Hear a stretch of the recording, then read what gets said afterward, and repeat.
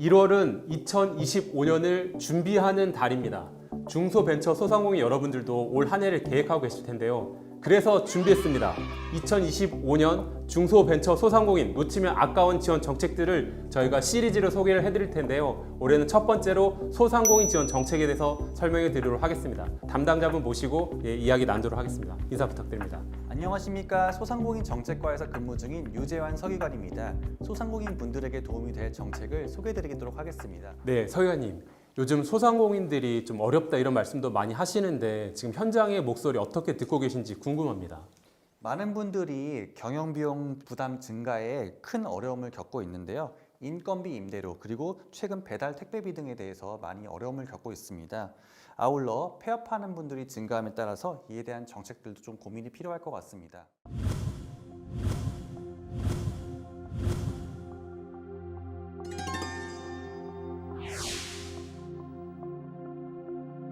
그전에는 뭐 대출을 받아서 살아도 갚아 나가면서 어떻게 운영이 됐는데 지금은 더 힘들어졌어. 희한하게.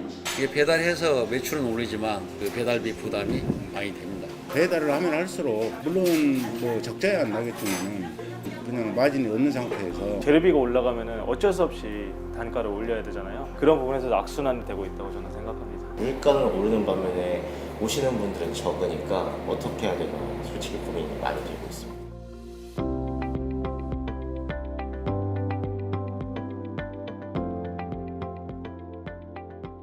소상공인 지원 정책의 중요한 방향들 설명 부탁드립니다. 네, 소상공인 분야를 포함해서 중기부 전체적으로 가장 큰 정책 방향이 아무래도 민생경제 활력 회복인 것 같아요. 이를 위해 가지고 정부는 전체적으로 소상공인 예산을 약 5.9조 원, 역대 최대 규모로 편성을 했습니다.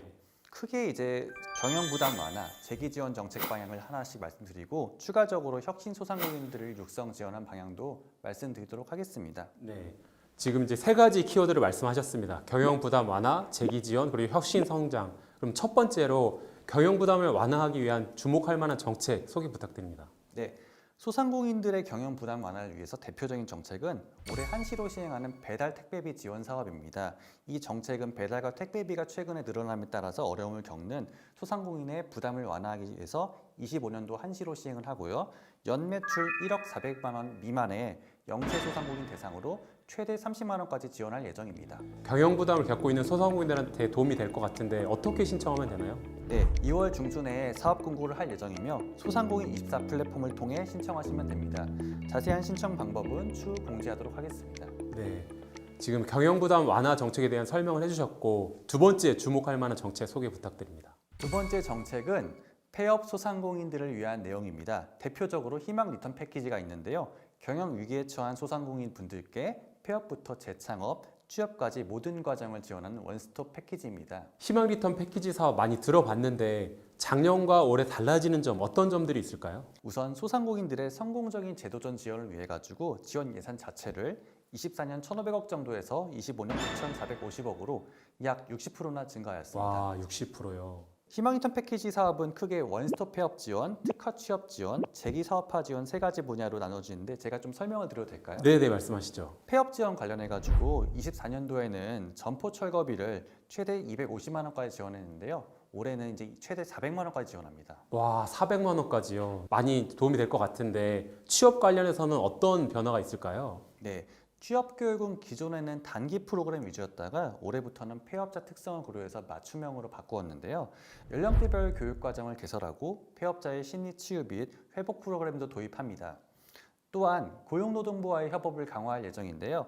국민 취업 지원 제도에 참여하신 분들을 대상으로 6개월 동안 매월 20만 원을 추가로 지급합니다. 네. 취업을 하려고 하는 소상공인 분들한테 큰 도움이 될 것 같은데 재창업 지원 관련해서는 어떤 점이 달라졌나요? 물론 재창업 지원도 대폭 강화됐습니다. 기존에는 컨설팅 중심으로 지원됐다면 이제는 경영 환경을 빅데이터 기반으로 분석해서 맞춤형 지원을 제공하고 전담 관리자를 통해서 밀착 관리할 예정입니다. 와, 정말 체계적으로 강화가 된 것 같은데 신청은 어떻게 하면 되나요? 네, 2월부터 소상공인 희망 리턴 패키지 홈페이지를 통해서 온라인으로 신청 접수를 할 예정입니다. 네. 다시 시작하려고 하는 소상공인 분들께 정말 희망이 리턴할 것 같은데요. 희망 리턴 패키지는 한마디로 기회다. 지금 지원을 고민하고 계시다면 무조건 지원하십시오.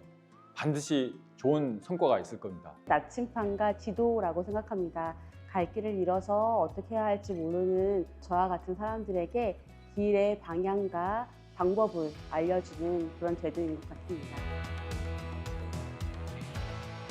마지막으로 세 번째 지원 정책 소개 부탁드립니다. 네, 그동안 사실 어려운 소상공인들을 지원한 내용에 말씀드렸는데 이번엔 좀 유망 소상공인들을 좀 발굴하고 육성 성장시키는 거에 대해서 이야기를 드릴까 합니다. 대표적으로 기업가형 소상공인 육성 정책을 소개해드리겠습니다. 소기업으로 성장 가능성이 높은 혁신 소상공인을 지원한 정책으로 예산은 24년 520억 정도에서 25년 830억 정도로 약 300억이 증가했어요. 와, 네. 기업가형 소상공인은 여러 가지 사업으로 구성되어 있는데요. 대표적으로 신사업 아이디어를 가진 예비 창업자들 대상으로 교육 사업화 자금을 지원하는 혁신 소상공인 창업 지원부터 로컬 크리에이터, 로컬 브랜드 육성, 성장 가능성이 있는 소상공인의 제품과 서비스 창출을 지원하는 강한 소상공인 성장 지원까지 다양합니다. 와, 정말 다채롭고 체계적인 지원인 것 같은데 이 사업만의 특징이 있을까요? 네, 대표적인 특징은 창업기획자나 벤처캐피털이 선투자를 할 경우 정부가 최대 3배, 2억 원 한도 내에서 사업화 자금을 매칭 지원한 프로그램도 별도로 운영하고 있습니다. 한 단계 성장하려는 강한 소상공인들한테 꼭 필요한 지원 정책인 것 같은데요. 어떻게 신청하면 되나요? 개별 사업별로 1월 말부터 소상공인24 홈페이지를 통해서 순차적으로 공고가 나올 예정입니다. 경영 부담 완화, 재기 지원, 혁신 성장까지 3단계로 이제 잘 설명해 주셨는데 이외에도 주목할 만한 소상공인 지원 정책 어떤 것들이 있을까요? 네, 고유 브랜드를 보유한 소상공인들이 소기업으로 성장할 수 있도록 민간 플랫폼사와의 협업을 통해서 단계별 맞춤형을 지원하는 브랜드 소상공인 육성, 일명 탑스 사업을 소개해드리겠습니다. 아, 탑스라고 하니까 팁스가 좀 떠오르긴 하는데 좀 더 쉽게 설명 부탁드립니다. 네, 총 3번째 단계로 지원할 예정인데요. 첫 번째 단계에서는 소상공인 3,000개사를 대상으로 1:1 맞춤형 컨설팅을 지원하고요. 두 번째 단계에는 온라인 플랫폼에서 판매 활성화를 위한 광고, 물류 비용 등 판촉 비용을 지원할 예정입니다. 마지막 세 번째 단계는 올해 탑스 30개사를 선정해서 특별 기획전과 오프라인 팝업 등 전방위로 지원하는 등 소상공인의 고유한 브랜드를 강화시켜 나갈 예정입니다. 와, 정부와 민간과 민간 플랫폼이 다 같이 협업하는 윈윈 정책인 것 같습니다. 올해 다양한 소상공인 정책들 말씀 많이 해주셨는데 마지막으로 소상공인 분들께 한 말씀 부탁드리겠습니다. 우선 어려운 경기 환경을 직면하신 소상공인들의 상황을 정부는 깊게 이해하고 있습니다. 2025년 소상공인들이 어려움을 이겨내고 새롭게 도약할 수 있도록 실질적으로 도움이 될 수 있는 정책들을 항상 마련하기 위해서 실무적으로 많이 노력을 하겠습니다. 지금까지 2025년 소상공인 지원 정책, 주목할 정책들을 많이 들어보셨는데요. 이런 정책들을 활용해서 올 한 해가 소상공인 여러분께도 더 큰 기회의 한 해가 됐으면 좋겠습니다. 감사합니다.